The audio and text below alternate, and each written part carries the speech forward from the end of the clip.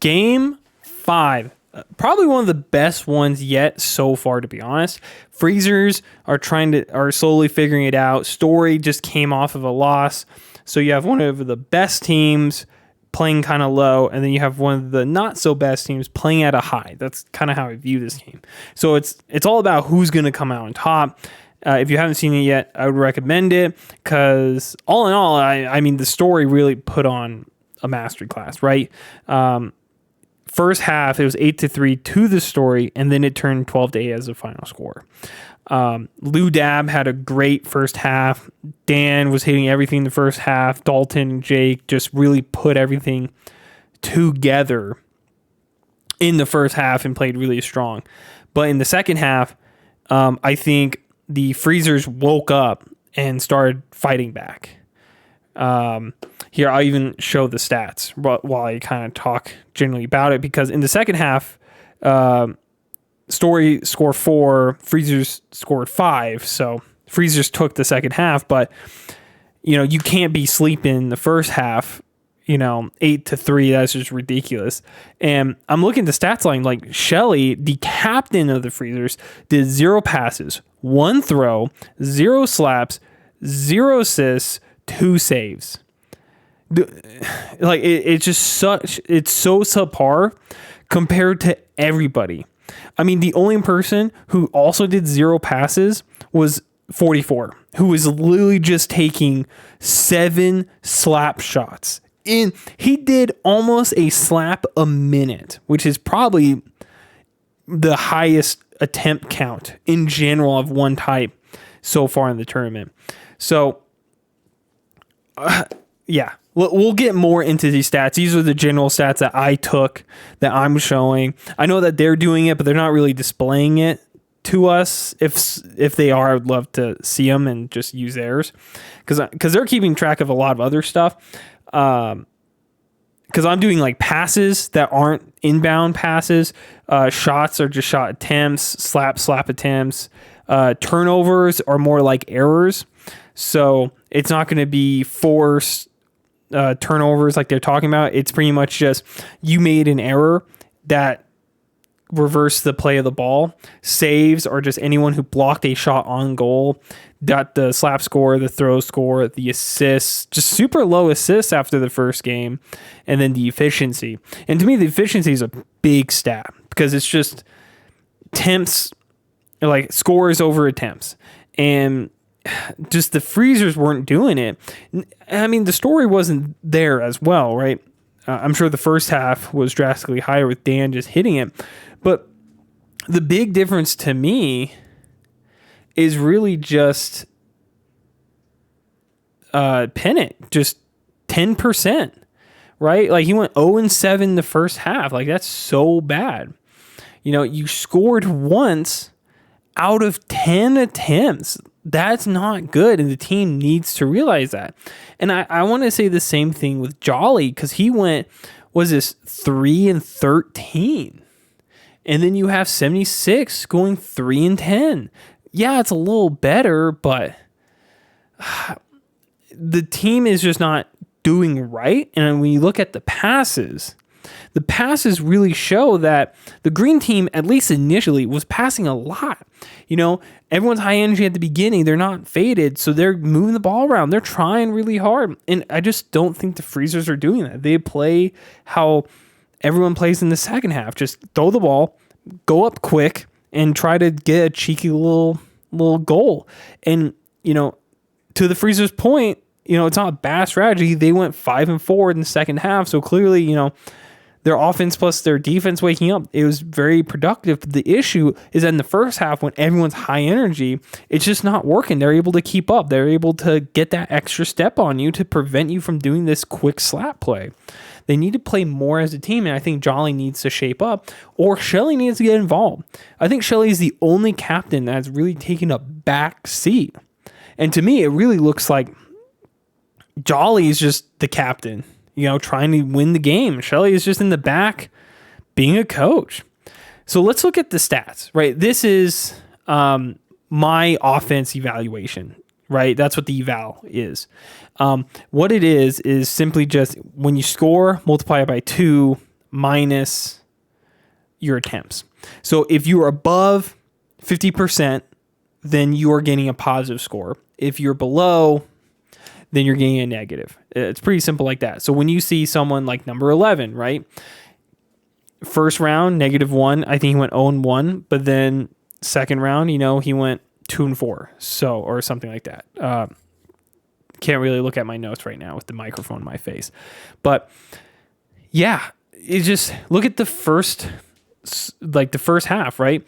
-1-0, -1-0, -4 across the board of this guy. And then he went -6, right? Like everyone's negative.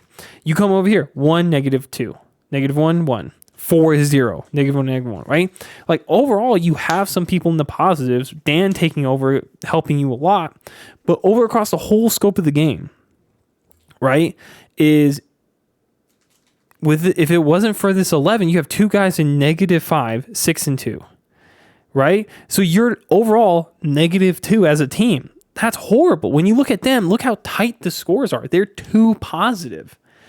And so their attempts are working, obviously. Like you're only 4 points back. And that's why you could say it's like 2 positive versus -2. It's just a different way to look at it, I guess you could say. But here's the evaluation. And I'm thinking 17 needs to stop trying to be a playmaker, and maybe Shelley should be, right? I think 76 and 17 are really trying to make things happen. I think 44 is a good option. So maybe 11 should step up and just kind of run a 1-setter versus 3 and let them kind of move more freely instead of 17 always having the ball. Green is running a two-man show, just playing off each other, giving the other 2 to shine where they're good at, slapping or throwing. And clearly it's working, especially against the Freezers, who is probably going to end up being the 3rd place team. Just my evaluation on offense. So when we look at defense, bring up passing again, just 11 and 18 in the first half versus 6 and 12. Ooh. Literally 12 more passes just between 2 players, and there's also 2 extra players that got 6 off. Now, you in the second half, and everyone just decreased in passes, right? And I think that's a huge issue. Now, 2 people got more involved in the Freezers, and that's probably why things started coming up more alive. You had more options, and I think just overall, I think the story just started slowing down because their options started getting blocked and they started just trying to take these cheeky little wins instead of passing as much. And I think that is really the key is passing, right? Is you need to forcibly commit people to a side because defense, it's struggling to go back and forth on the sides. And so as offense, you really need to take that over. And I think the clear way to see you're utilizing that is by passing, just by passing stats. Then I have saves over here. And this is just what I wanted to highlight. It's just how abysmal the Freezers were in the first half, right? Like 11 saves versus 2, right? Like when you look at the 8-3 score line, it is literally just because they weren't making saves. Easily, this could have been a 2-point game if just everyone else just picked up 1 extra block, right? Like Lou Dab had a great game, right? You can't take away success, right? But I can take away shortcomings. Like, come on, like let's do better. And you can see it, like everyone started waking up in the second half, right? You could say it's because they're taking bad shots, but it's also, you're just playing a better defense. You're understanding what they're doing. They did something different, caught you off guard. That's fine. You just got to adjust quicker and you got to just be a little bit more alive, I think is what I would say. Cause I saw a lot of standing around, to be honest with you, especially on the purple team. And like Lou Dab did 16. You can't hate on the guy. That's one of the top save amount I've seen yet. And here's all the differences between the halves if you're curious. And it's just when I see this many saves, it's either that you had a good first half and you went crazy in the second. But no, it's literally just bad first, did crazy in the second. And it's just so bad. Because I looked at the stats of the story and it's not even that bad. Like it's just what it is. They just started shooting better and they couldn't block as much. It's just what it is. So let's talk about what the game kind of looked like, especially in the eyes of the purple team defending. It looked like this at the start, which is really hard for you to deal with when you're trying to play tight, because when you have this strategy, which is like perfect time for the story to break it out against them, is you have a dedicated slapper, right? And so you're tying up one defender. But then these two guys are running around. So 42 just has to bounce to the more active defender, and then the lesser active defender is just sitting there just trying to be a meat shield. And then you're just playing the game, bouncing around, throwing it back, throwing it. And I think when you're playing tight, you're vulnerable to the throw. And I think that's why Dan really popped off, is that he just throwing as hard as he can. And, they're not really trying to block it. They're playing tight. You're just giving him any angle he wants. And with these two guys running around, they throw it back or they're trying to really go crazy on you. Just my opinion, though. Right? And so, yeah, story did really good. Once purple started expanding, throw really became not as good. Now, the purple team's offense is really shitty because you have this dedicated slapper that can't throw. You have this guy that's trying to do everything. You have 17 that's trying to make something happen, and you have an 11 that wants to stay back. When he comes up, it's like a completely different game, right? But he doesn't carry the ball. Like his statistics clearly show that, having 4 passes the whole game. So you really just have to look at 17 to really know what the play is going, what's going to happen. And I think that's their weakness. I think 11 should be the play caller, playmaker, setter, whatever you want. And everyone else just tries to do something. 76 is trying to do 2 roles at once, and arguably he's more effective thrower than 11. So at this point, what is 11 doing? So here's an example of the one play, or one of the few plays that 11 got really involved. Why are you just standing there? Like, this is the issue of the freezers, is they always like to handicap themselves by one guy. Because imagine he just ran up, right? Because the 17 can just bounce, slap it in easy, right? You can even pump fake it and do it, and it's going to be highly effective. Like, come on. And I know that it's already in the air and everything, obviously, right? But look how good this is, right? 3 people on one side, even 2, right? You just run up, this guy in the center is screwed, or he covers you and then you still got an open shot to the goal, right? There's a lot you can be doing here. Then here, first half, still, you're down 4 points. I understand, but there's no reason why, if you're this far taken out of the game, just try to do something. Both defenders are on 76. You could be doing anything. Also, 76, just run through the alley. Don't just stand there. When you see Dalton just completely blocking him, don't just stand there as an option. You should know 44 is behind you. Just take the hallway, right? Be that close-up option, because then you can do this snap fire goal right here, because Lou is already looking at 11, right? As soon as Dalton blocked his slap shot, he pretty much knows where this goal is going to come from, or where the attempt's going to come from. 44 is not doing anything. 11 has an open shot completely, and Dalton's blocking his slap. It's clear as day, right?